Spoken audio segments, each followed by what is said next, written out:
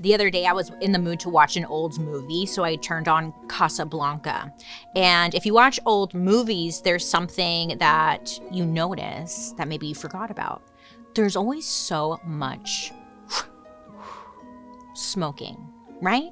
And the movie's in Casablanca was in all black and white, so everyone just looks so cool and so sophisticated, and they're just like, what did you say? And it made me wonder, 50 years from now, when they make movies about us, will we all have vapes in our hands? I mean, if they want, the movie to be accurate, vapes might be included. It seems to be a controversial topic, but to be fair, everyone is vaping these days. If you've ever watched my TikTok For You page videos on Instagram, you know that I like to take a hit of the devil's lettuce from a vape pen. But every time I post one of those videos, without fail, someone is like, vaping's so bad for you, blah, blah, blah. And I'm like, yeah, I know. People are always on opposite sides of the fence, really. And look, real talk here, real talk. People always say well, it's better than smoking cigarettes. And you're like, well, okay, I don't know, So of course, naturally, I was like, look, we gotta look into this, right? Who the hell invented the vape pen? And are they really that bad for you? Spoiler alert, let me just say the answer might surprise you. Welcome to the dark history of vaping.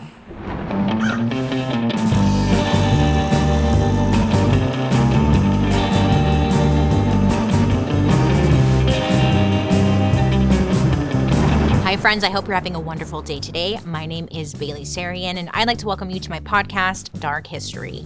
Here, we believe history does not have to be boring. It might be tragic, sometimes it's happy, but either way, it's our dark history.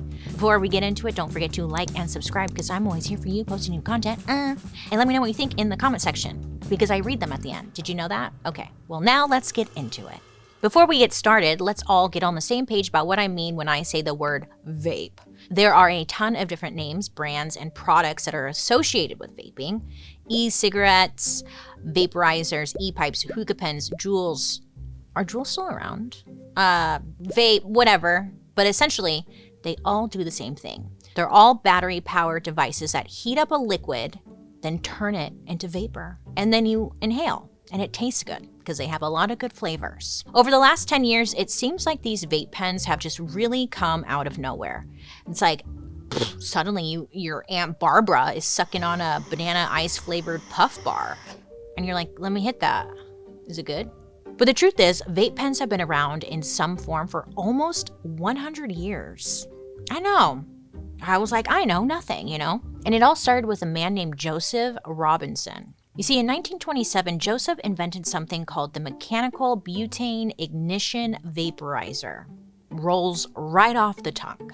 But he didn't invent this device for smoking. Instead, he wanted to make something that could help people inhale their medicine, almost like an inhaler for asthma, but, not for asthma. He designed the device and even got a patent for it in 1930. But Joseph never actually followed through and made the product. No one knows why. But his invention was not a waste because for years, people wanted to make an inhaling device similar to his. And that's where a man named Herbert A. Gilbert comes in. Herbert Gilbert? That's a cute name. He sounds like a hippo.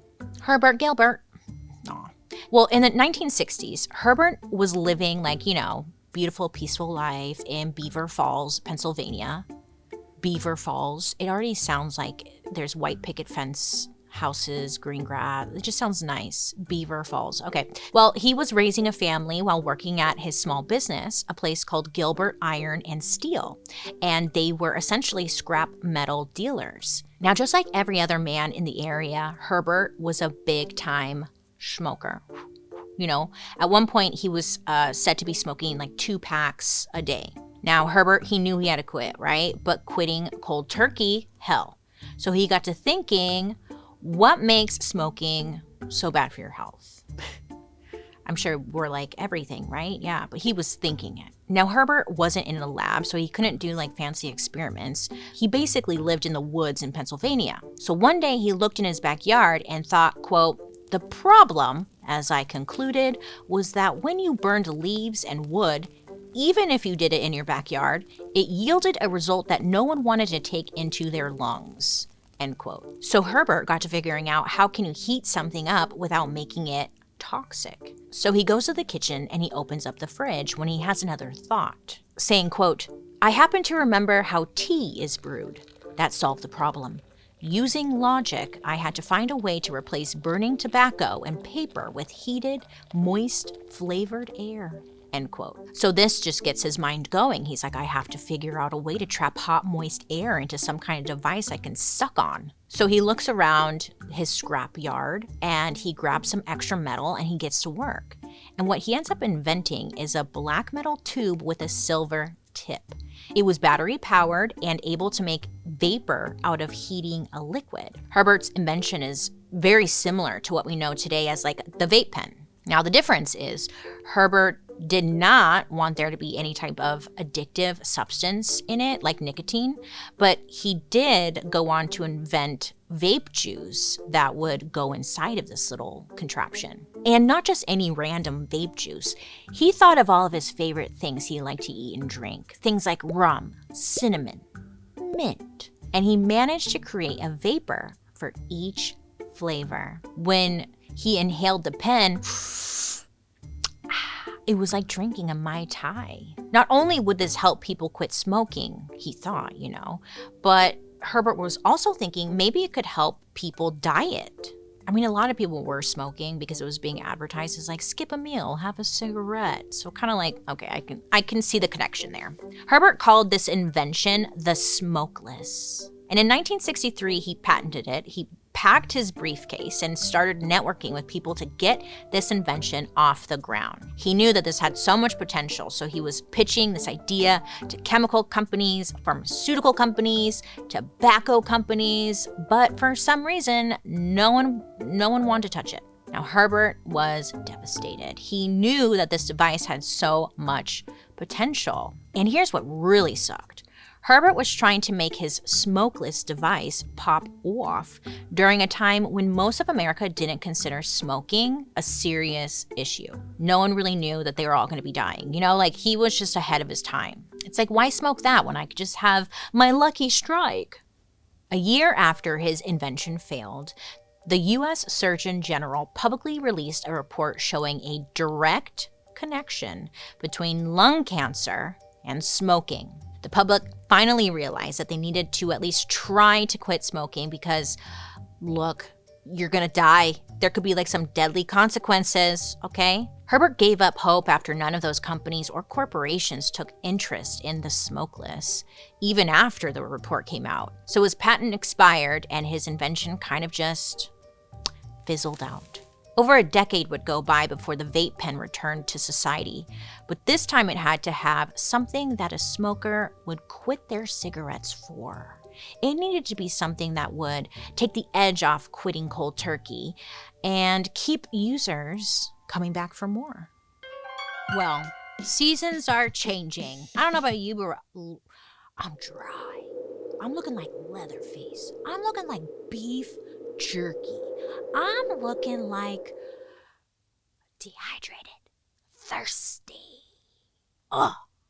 And with the changing seasons, you have to change your skincare because your skin needs different things, and it can be frustrating. Like, where do you start? But that's why I'm always excited to partner with Apostrophe. Whether you're dealing with acne, signs of aging, dark spots, dehydration, oily skin, Apostrophe helps you get access to the right treatment for you and your skin. Now, all you have to do is fill out an online consultation, snap a few selfies of your skin, then your dermatology provider will create a customized treatment plan just for you. Through Apostrophe, you can get access to treatments, medications, skincare, whatever you need to help address your skin concerns. I love Apostrophe, been using it for years. Hi, have you been watching? I really, really use Apostrophe. I love it. It's easy. You don't have to leave your house. You update your profile online. A dermatologist will be like, okay, here's what you need to do. And then it gets whatever you decide to get, it gets shipped to your house so you don't have to leave. It's the best. Right now, we have a special deal for our audience. You can get your first visit for only $5 at apostrophe.com/darkhistory when you use our code darkhistory. That's a savings of $15. And listen, this code is only available to our listeners. To get started, just go to apostrophe.com/darkhistory and then click Get Started. Then use our code darkhistory at sign up, and then you'll get your first visit for only $5. It's worth it, I'm telling you. A big thank you to Apostrophe for sponsoring today's episode. Now let's get back to today's story. So by this point, it's the 1970s. Tons of people are still smoking, but now they at least have some knowledge that it's bad for them, and they're looking for alternatives. Then in 1979, a man named Phil Ray was one of those people looking for a solution. Phil, he was like a computer genius who worked for NASA, and he was known for helping men land on the moon. So, smart guy, you know? But everyone has their vice, and for Phil, he was a smoker. He liked smoking, okay? And he got to the point where he really wanted to quit, but there weren't any good options out there. Well, that's not true. There was an option. The only option was nicotine gum, but at this time it wasn't very effective nor satisfying. You didn't get that. It's not the same, you know? And he's thinking, why am I waiting around for someone to invent a smoking alternative? I work at frickin' NASA. I need to figure this out, you know? So Phil goes to his doctor. His doctor's name is Norman Jacobson, and he asked him to help create an e-cigarette. He wanted to preserve the buzz and the throat hit of smoking a cigarette, but eliminate the smoke. So he designed a product that was the size and shape of a cigarette, and it was even painted to look like one too. Oh, it was like, oh, okay. But what was in it? Well, Phil had a light bulb moment. What if people smoke pure nicotine vapor? That way people could actually stop buying packs of cigarettes and maybe even just stop smoking altogether. At this time, science was saying that smoking was bad for your lungs and caused cancer, which, true, okay, chemicals, all that, yes. But a major reason people were addicted to smoking and still are is because of the nicotine. Nicotine is a chemical that is in the tobacco plant. So if you could figure out a way to get your nicotine fix without hurting your lungs, you should be good, right? Now, scientists, of course, did not agree with this because nicotine was still addictive, and it's still a chemical, you know? But Phil argued that his nicotine e-cigarette was basically like nicotine gum, just a different delivery system. A piece of paper soaked in liquid nicotine would be placed inside the device, and once you inhaled, a beautiful, puffy cloud of pure nicotine would come up. Phil called this device the Favor. Oh. He filed a patent and actually got the product sold on the market. They even used the tagline, "Do yourself a favor," when advertising it in stores. And it seemed like this was the product of the future for smokers looking to quit. But pretty much right when it got on the market, the FDA tried to ban it, which is like, okay. They claimed it was a drug, okay. Dr. Jacobson, Phil's co-inventor, called BS. He's like, this is not a drug. The Favor had less nicotine than a traditional cigarette, so how could their product be a drug? But cigarettes were still allowed to be sold? It made no sense. Make it make sense, you know? They were pissed. And even though Dr. Jacobson didn't have any solid evidence, he believed Big Tobacco screwed with their company because they knew how successful the product would be or could be. And I mean, they would be in direct competition with each other. And Big Tobacco, they want to keep their customers at all costs, okay? But also, to be fair, Phil and Dr. Jacobson were ignoring a major flaw with their product. The Favor's e-cig juice is just nicotine. When nicotine sits for a while, it becomes very bitter and it tastes nasty. The product would have probably flopped on the market anyway. Still, the product created an appetite for nicotine in e-cigs. And Phil is actually the guy who created the term vaping. Wow, way to leave your mark, Phil. I mean, you could say it wasn't all a waste. And look, over the next few decades, so many different companies tried to create an e-cig that actually could make it in the market. And all of them failed. Finally, in 2003, one man succeeded, and he single-handedly changed the vaping scene forever.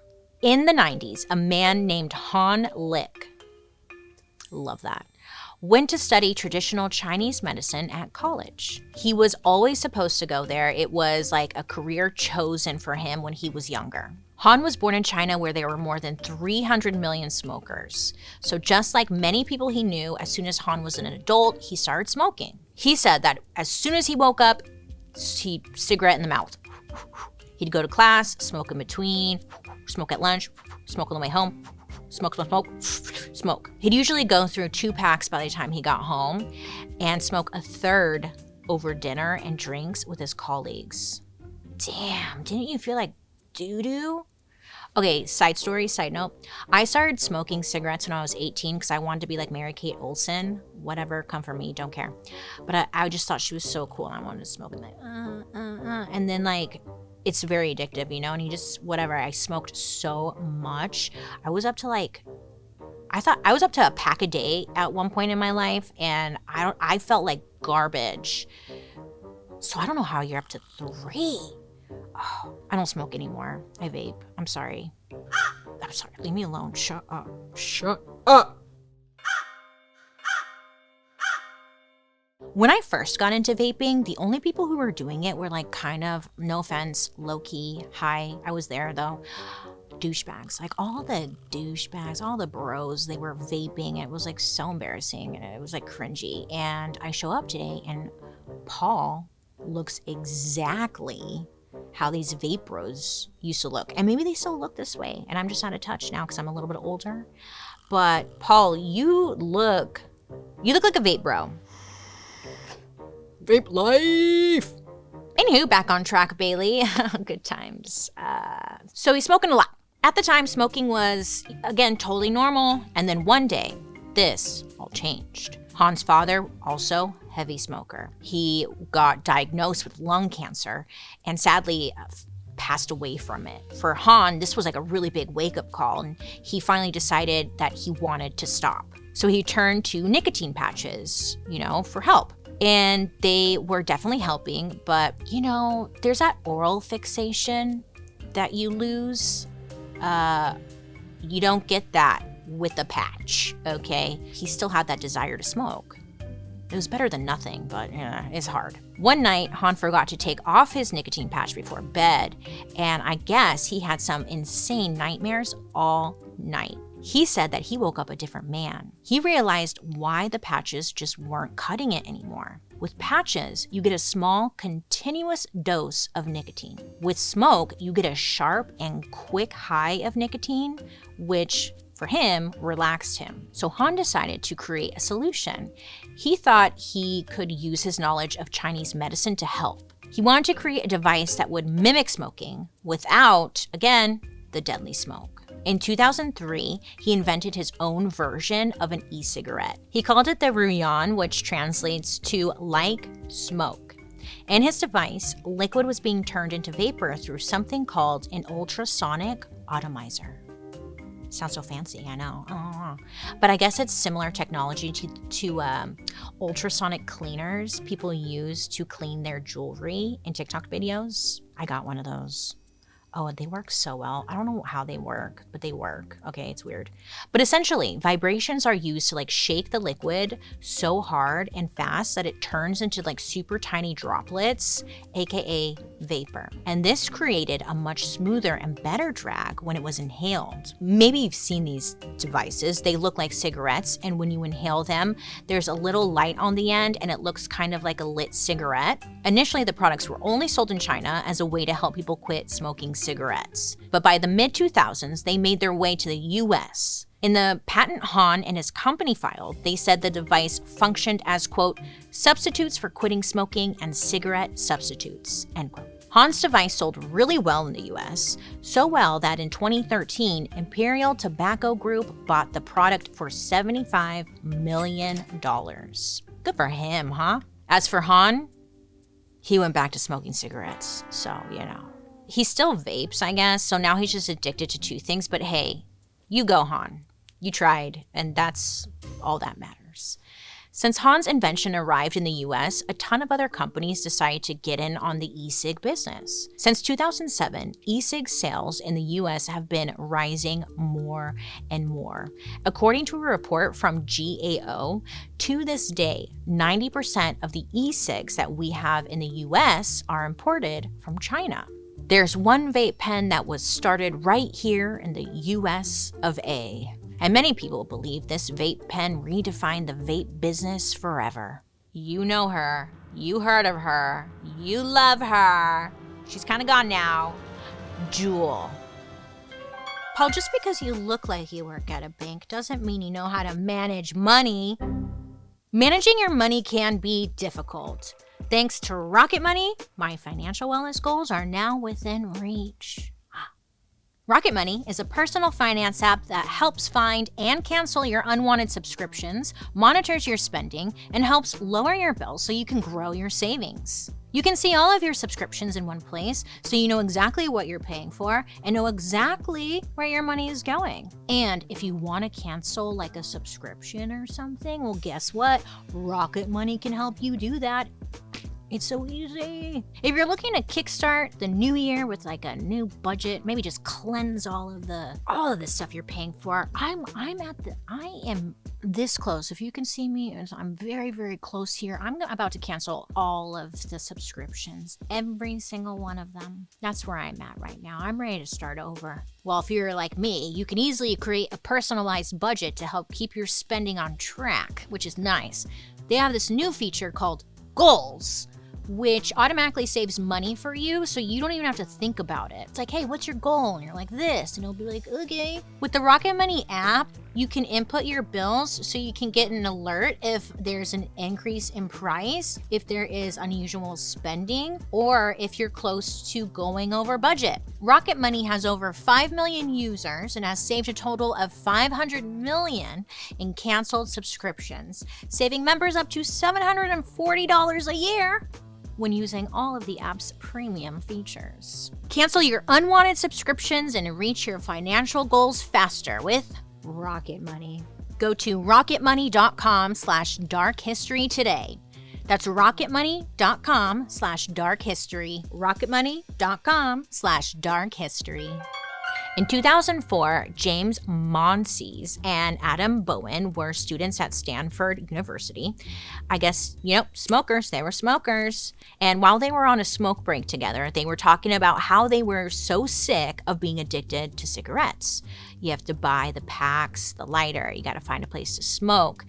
Find time to smoke. Plus, then you stink all day. You smell like a smoker. Your fingers start to turn kind of like this yellowish color. It sucks. So they decided to create something that would help them quit smoking. So they put their heads together to design their very own take on a vape pen. By this point, dozens of vape pens had crashed and burned in the industry. So they're like, okay, we have to stand out, First of all, they were setting themselves apart from Han's device. They didn't want this to look like a cigarette. They wanted it to be in a category all on its own. It was going to look futuristic and chic. And it wasn't going to be disposable, okay? This was something they wanted people to take pride in owning. A vape pen to leave to your grandchildren. A vape pen to pass on for generations to come. Now, in order to create a good product, you had to obviously look at the research. What did people like about e-cigarettes? What did they not like? What did they keep buying? Why did they keep buying them? Instead of digging into the typical research, the guys decided to get creative. They discovered that a nearby college had access to public records of internal documents within the tobacco industry. Hello, score. When all these scientific studies came out about how cigarettes and cancer were connected, it also came out that tobacco companies had been lying to the public about how deadly it was. Big tobacco companies were sued, and they were forced to turn over the data that they had been hiding from the public, including data on who bought cigarettes and why. This information was gold to James and Adam. Suddenly, they had decades worth of research. Now, they didn't have to do all of their own research because Big Tobacco had done a lot of it for them. They got to sit back, relax, and almost, in a way, cheat their way through research. I don't like saying cheat their way because really it was all available to them. They just used their resources. They're like, thank you, this helps us tremendously. And from there, they figured out how to market to each and every demographic. Smart. I'll give them that. They were so stoked about this product that they decided to make it their senior thesis. They invented a portable vape pen called the Plume. It sounds like something for douching. Right? Kind of sounds like something you would douche with, Plume. Keeps you fresh. But that's what they went with. Okay. But with this device, it was portable and it didn't look like a cigarette. It was almost like a shiny black car key, just a little bit bigger. The Plume heated up pods of flavored nicotine, which created a nicotine vapor that could be inhaled. James and Adam's professors warned them that they were moving way too quickly with their idea and not doing enough research. But you know how it is. They're like, nah, we're going to do it anyway. After they graduated, they moved to Silicon Valley and began a startup based around Plume. But right away, it wasn't going so well. Plume needed butane fuel in order to work, so users had to carry a little can of fuel with them in order to refill. Talk about an inconvenience. Also, apparently the Plume would sometimes electrically shock users when they used it. So, it was a good idea, they just needed to work out the kinks. So they ended up getting a $10 million investment and redesigned the Plume into the Pax pen. Okay, this I remember. I remember Pax pens. Now, this was the beginning, right? So things are ridiculously priced. The Pax pen was $250. So who's gonna buy that, okay? And yeah, Bob down the street can not buy cigarettes for a week, and I'm sure he would have the $250 to do that, but Bob's not gonna do that because he needs his fix now, So it wasn't really exactly for everyone. James and Adam, they knew the only way that they would attract the younger everyday person was to design something with a reasonable price tag and also give them that good hit of nicotine. So they got the design down. They came up with a 4-inch long device that honestly looked like a USB drive. It had these flashing lights that would activate as soon as you sucked on it and inhaled. They called this creation the Juul. They called it Juul because of a jewel, like jewelry. Yeah, nothing deeper than that, really. I thought it was a cute name. No, just jewelry.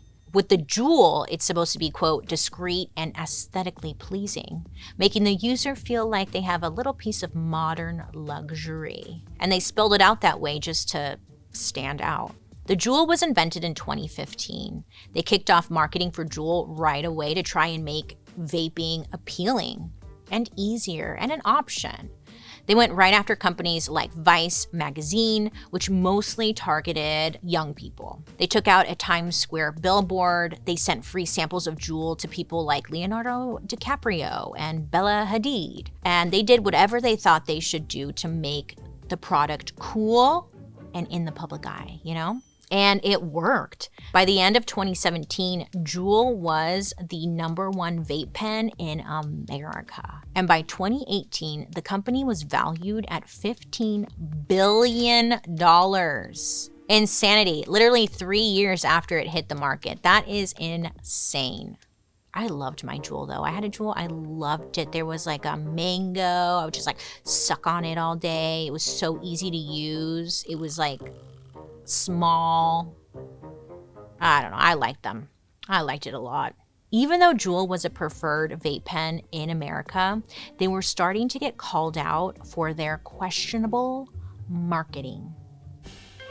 Life in general can be chaotic, but if you're in charge of order fulfillment for an e-commerce business, good luck, because that's a different kind of chaos. But with ShipStation, you can count on your day-to-day remaining calm. Don't freak out. Setting up my ShipStation account has saved me hours of time. Plus, ShipStation users are able to save money every month by shipping from all your stores with one login, automating repetitive tasks, and finding the best rates among all the global carriers. You can print shipping labels at the click of a button, and you can manage all of the orders on one dashboard, so you're not losing track of anything. I love using ShipStation because it's the fastest, most affordable way to ship products to your customers with discounts up to 88% off UPS, DHL Express, and USPS rates, and up to 90% off FedEx rates. That must be why over 130,000 companies have grown their e-commerce businesses with ShipStation.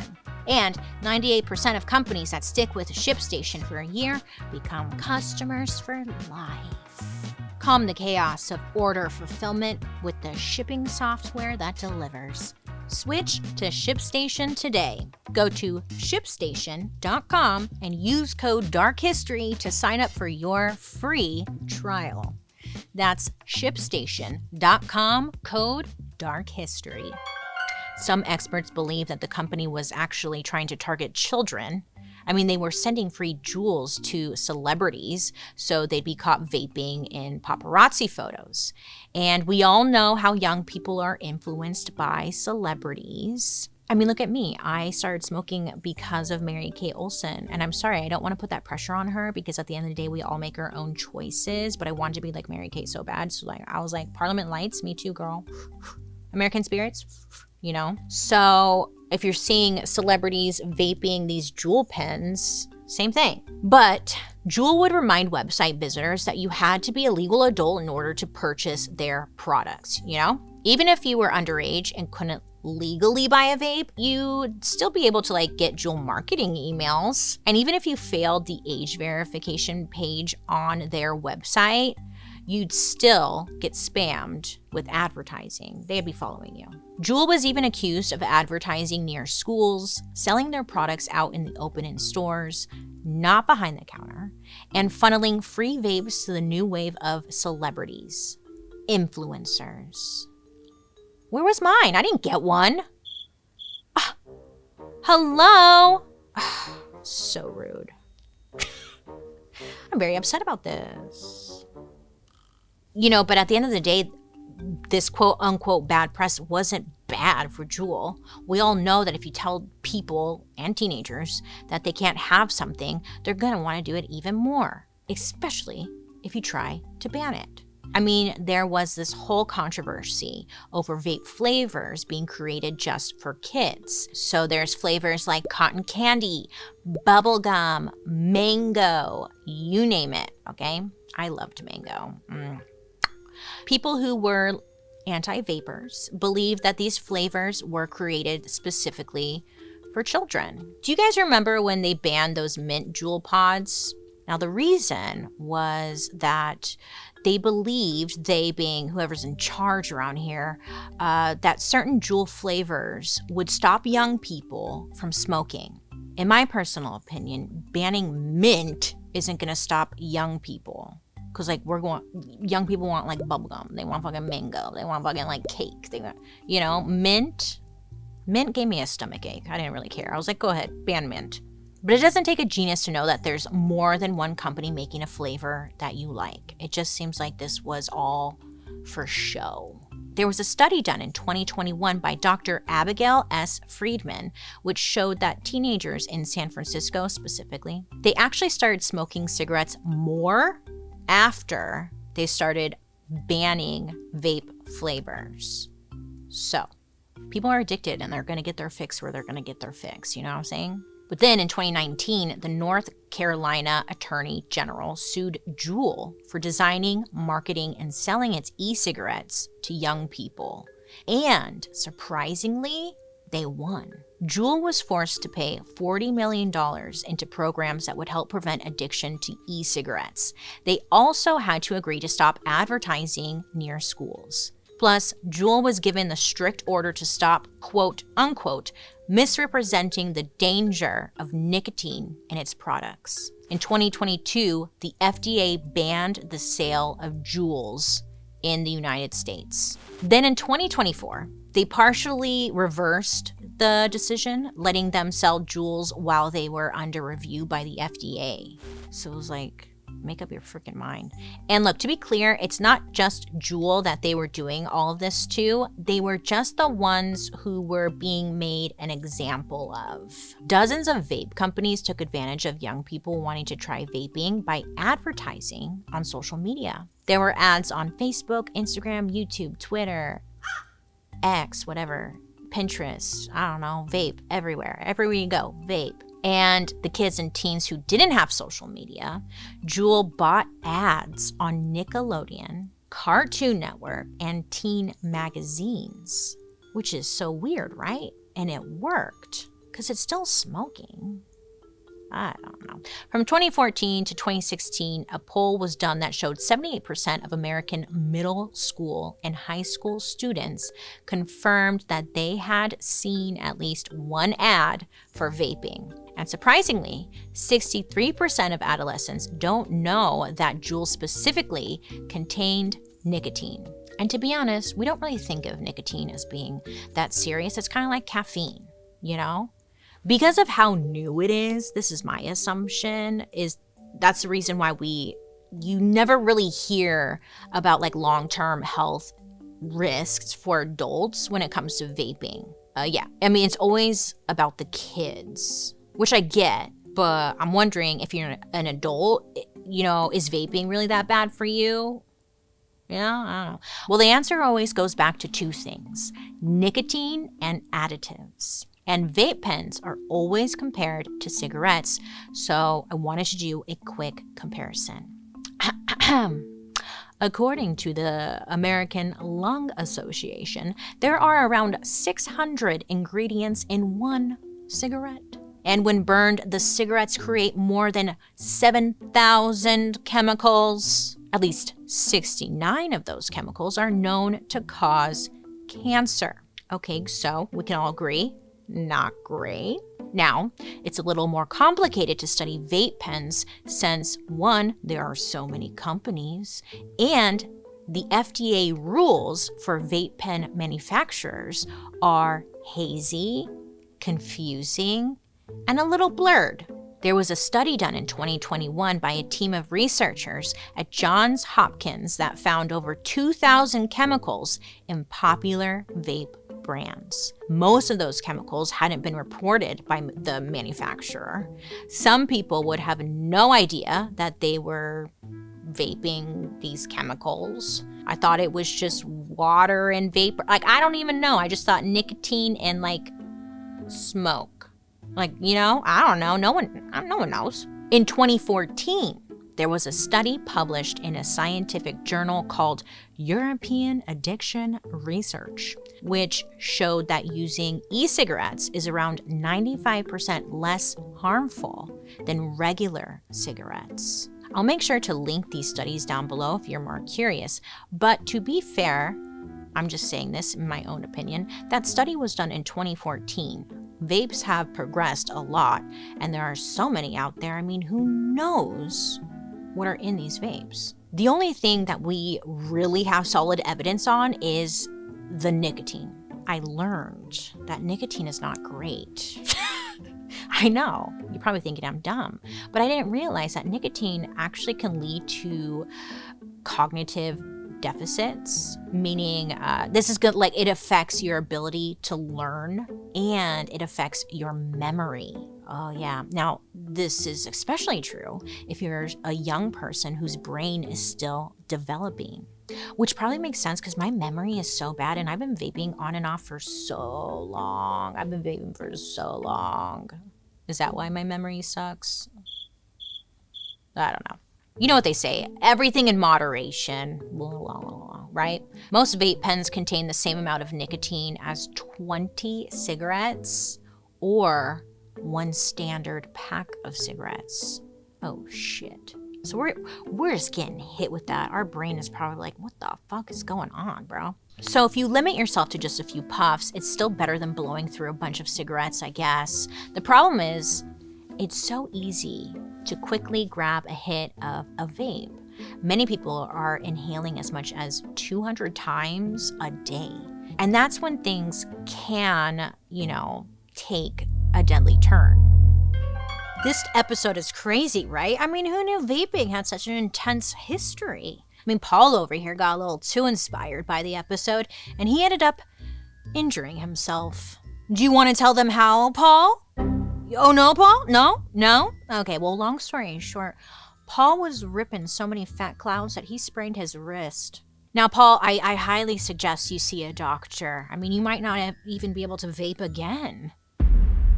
Is that what you want? Well, don't worry, Paul, because finding a doctor is easy. Thanks to Zocdoc. Hey, it's an ad. Zocdoc is a free app and website where you can search and compare high-quality in-network doctors and click to instantly book an appointment. Oh yeah, we're talking about booking in-network appointments with more than over 100,000 doctors across every specialty, from mental health to dental health to primary care to urgent care and so much more. You can filter for doctors or specialists who take your insurance, who are located nearby, who are a good fit for whatever need you may have, plus are highly rated by verified patients. Once you find the right doctor, you can see their actual appointment openings, choose a time slot that works for you, and click to instantly book a visit. Appointments made through Zocdoc also happen fast, typically within just 24 to 72 hours of booking, plus you can even score same-day appointments. Now, I love Zocdoc because, 1, it's easy, 2, it takes all the intimidation out of booking a freaking appointment, and you don't waste time. Just show me the doctors that take my insurance. Is it that hard? Well, Zocdoc makes it easy. I love that. Stop putting off those doctor appointments and go to Zocdoc.com/darkhistory to find and instantly book a top-rated doctor today.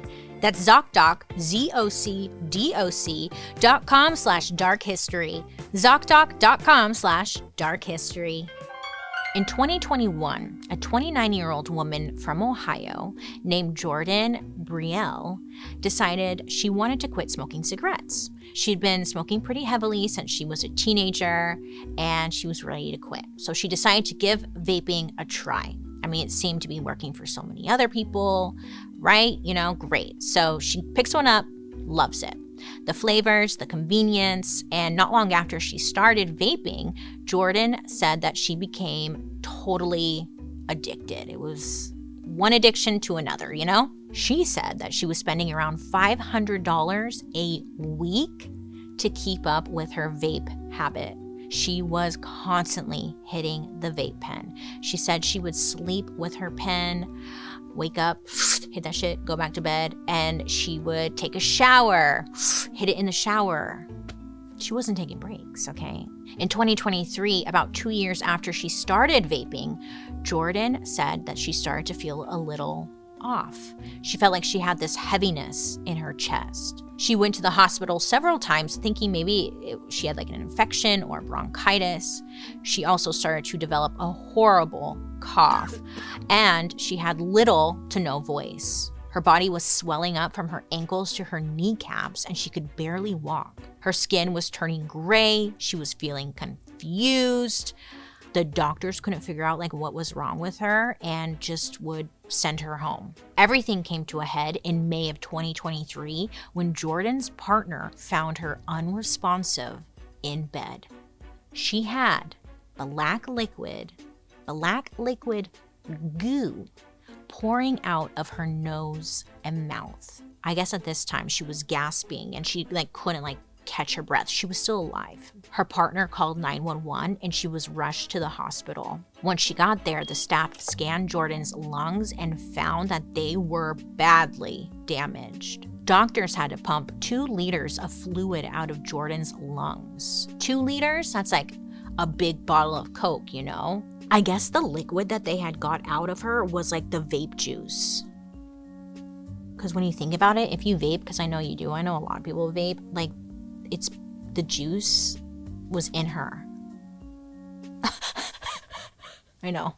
I'm gonna quit. Jordan said, quote, "My body was trying to force out the vape juice inside my lungs, which was like concrete. It was pure black and bloody," end quote. Ugh. Okay.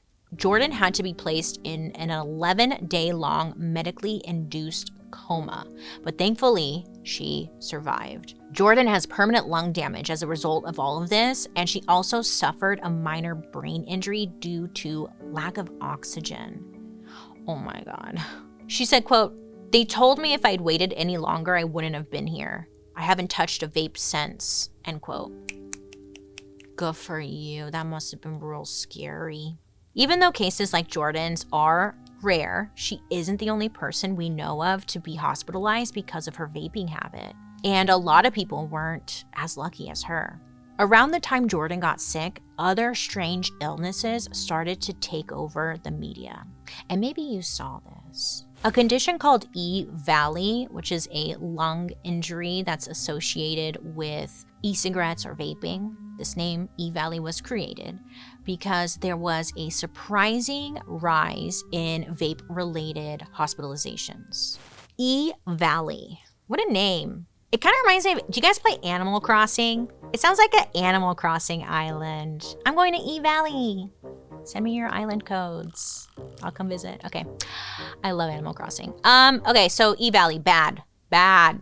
There's not a whole lot known about EVALI. We do know patients went in with serious breathing issues, and most cases turned out to be related to something found in illegal weed vape pens called vitamin E acetate. Now, weed vape pens are different. I mean, there's the same concept, right? But you don't know what chemical you're getting in these vapes. When you hit and inhale the vitamin E in a vape pen form, it could create a highly toxic gas. There were around 2,800 cases and 68 deaths. Most of the cases were connected to illegal street-bought vape pens. And it does seem like they're trying to scare us a lot with vaping, but the reality is there's still a lot of background information missing when it comes or it came to like these cases. So people could have had health conditions that they didn't know they had before vaping. Some people could have lung damage from smoking cigarettes, and some people buy their vapes in shady places. I keep saying this. When it comes to vaping, I feel like we are the test subjects. We really don't know long-term what this is going to do to us, but we're going to find out, bitch, because a lot of people out there are vaping. If you look around, I don't know where you live, but where I live, everyone has a fucking vape in their hand, and we're vaping all the time. I vape all the time. It's disgusting, and I hate it, and I want to quit. I don't know how.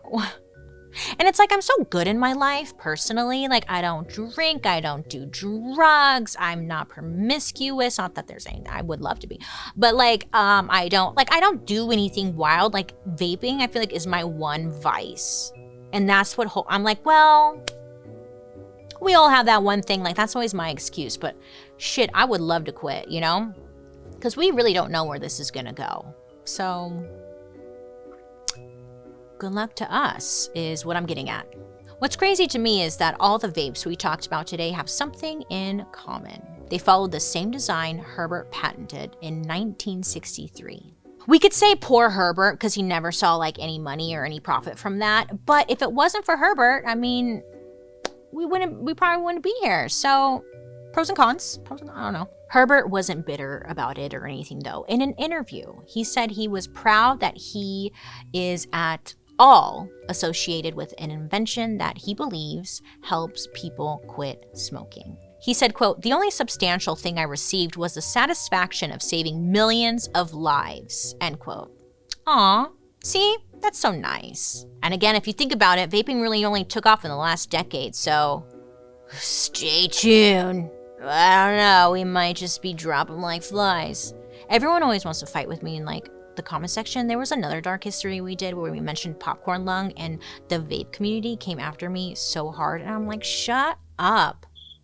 I vape too. For now, what we do know, vaping shouldn't be marketed towards kids, especially because nicotine does some shit to your brain. You should definitely look into this a little bit more about the effects that nicotine has on your brain, and it might make sense as to why you're feeling the way you are. Anxiety, impulsiveness, anger, can't sleep, shakiness. Like, it all comes from nicotine. And if you're vaping a lot, it's probably that. Just letting you know. And you don't want this to be on your kids, because you want your kids to develop a full brain and then let your brain go to shit, okay? You know? So, and kids, they love this stuff. Well, according to most of the studies we have available to us today, vaping can be incredibly helpful if you want to stop smoking cigarettes. Just know, as someone who has been doing this, you're just replacing one addiction to another. And I'm not trying to discourage you. Just know it's one addiction to another. Yeah, no. Now, if you're like me and you're over it and you're ready to quit vaping, listen. Good for you. I'm right there with you. It's hard. So then I do nicotine gum, and to help me like wean off of it. That seems to be working for me as long as I'm keeping my mouth busy. There are also medications you can ask your doctor about to help you quit.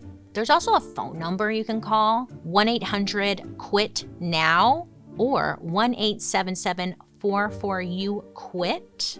And you can call this number, talk with a counselor who can help you get this quitting process started, which is nice. Or maybe you're like, I hate calling people on the phone. Well, you can actually chat with the National Cancer Institute at Live Help, or you can text QUIT to 47848. If you need to get help, it's better than suffering in silence, you know? I'm gonna call this number. I'm very curious to see what they have to say. Like, I love vaping. You know, when I tried to quit smoking originally back in the day, you can tell me, like, there was nothing you can say to me to make me feel better at that time there, you know? But I remember I came across this picture, and it was of a human body, and it was like, here's what your lungs look like every day that you quit smoking. And it was like, after 2 weeks, this starts to grow. After 4 weeks, this starts to grow. Like, your lungs know how to repair themselves. So if you quit, like, your lungs can fix itself. And I would read this chart, and it always gave me motivation, knowing like, okay, my lungs are now like doing this today. It kind of sounds stupid as I say it out loud, but it's also kind of reminds me of women when they're pregnant and then they do those apps and it's like, your baby's a pea. And then like the next day, your baby's a mango. It was like that, but like, your lungs are now this today. Your lungs are now that. And that was what really kept me going, was having this visual element of what my lungs looked like. They could be lying, but like, I don't know. That's what kept me going. And maybe I should do that again for vaping. I don't know. Stay tuned. I mean, maybe in a few years, we'll be doing another dark history of like, hey, vaping, that went wrong. And look, if you vape, I'm not here to judge. Okay, we're all just trying to make it through this life. I fucking get it. I'd love to hear your thoughts, though, down below, so let me know in the comment section. I've also heard about this new thing. It's not new. God, what is it called? It's like chewing tobacco, but it comes in little pouches, and you put it in your lip, and you don't have to spit. And kids are now really liking this. So I think vaping might be phasing out, and people are going to be going to this new lip thing. It's called Zyn. It's called Zyn. Parents, just letting you know, because kids are doing this.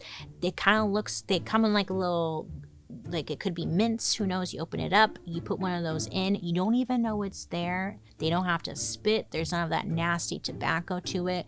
It comes in a clear pouch. Not sponsored. No, I haven't tried one because I feel like it's just going to be another addiction for me. And I don't want to have to like lose my lips. But just letting you know, parents, Zyn, that's out there too. Vaping, there's a lot. I don't know how you guys are raising kids out there. You got to be aware on the social medias, on the drugs that are out there are so different. The nicotines, the energy drinks. God be with you. Okay? Now, after this episode, I personally am ready for a little escapism. And my personal favorite place to escape to? Disneyland. Specifically, the Pirates of the Caribbean ride. Now, it's crazy that it started as a ride and then they based a whole movie franchise off of it, right? And it was like super popular because people just, I guess, are obsessed with pirates. People love pirates. And I discovered that pirates in real life are way more violent and sexual than even Captain Jack. And my favorite part, some of the most well-known pirates in history were women. So join me for the dark history of pirates. Arr! By the way, we're dark next week, so there won't be a new upload, but we'll be back on March 12th. Hope to see you there. Well, friends, thanks for hanging out with me today. You can actually watch these episodes after the podcast airs on Thursday over on my YouTube. Also, you can catch up on my murder, mystery, and makeup. I do that too. And while you're there, hit that subscribe button because, again, I have something for you all the time. Now let's get to my favorite part. Let's read a couple of comments you guys have left me. Dylan Fell 6975 said, Bailey, will you marry me? Dylan. Okay, I got a couple questions for you. 1, what's your credit score? Do you have a 401k?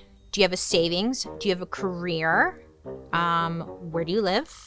I'm not trying to be shallow, but like, if we went to a concert together, would you be able to put me on your shoulders? If there was a fire in the house, would you be able to carry me out?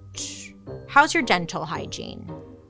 Do you have any mysterious illnesses I should know about? What are your dreams? What are your goals? Are you good at Scrabble?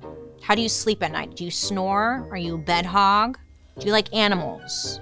Dylan, we can't just jump into this like this, like, we gotta get to know each other a little bit, Is there a ring? If you come from money, you can skip all those questions, go to the straight of the line, and pick me up at 7, okay? Thank you. Hope to see you there. Allie Graham left us a fun fact saying, did you know that Google's original name was Backrub? Okay, all right. Okay, Backrub? Okay, I'm trying to process this. So I'm glad they decided to pivot to Google because I think Google is more, it's catchy, we know it's good. Backrub sounds like something, it sounds creepy. It sounds like your creepy uncle coming up, rubbing your shoulders, and you're sitting there like, okay, yeah. Backrub. It's a little too close to back page, but I want to do an episode on Google. I really do. Yeah, we'll see though. They might kill me. They own everything. Okay. Well, thank you for that. I'm gonna look that up because I'm very interested in how they came up with that name, Backrub. Apocalypse Mouse. Love that.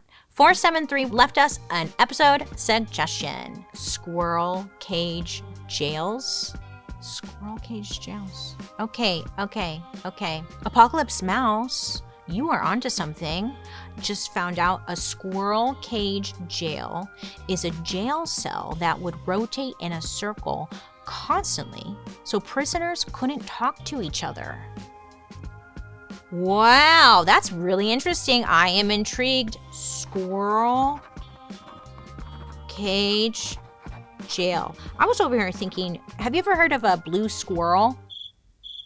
Well, blue squirrel, a lot of makeup brushes were made from blue squirrel back. They don't really do it so much anymore, but and that was one of the best hairs you could get, blue squirrel. So I was thinking, oh, this is probably where they get all that hair from, but no, that was a pivot.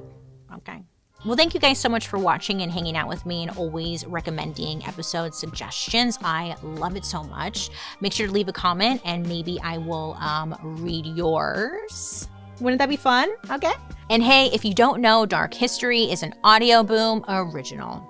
I want to give a big special thank you to our expert, Chelsea Boyd, epidemiologist and health policy thought leader. And I'm your host, Bailey Sarian. I hope you have a good day, you make good choices, and I will be talking to you very soon. Goodbye.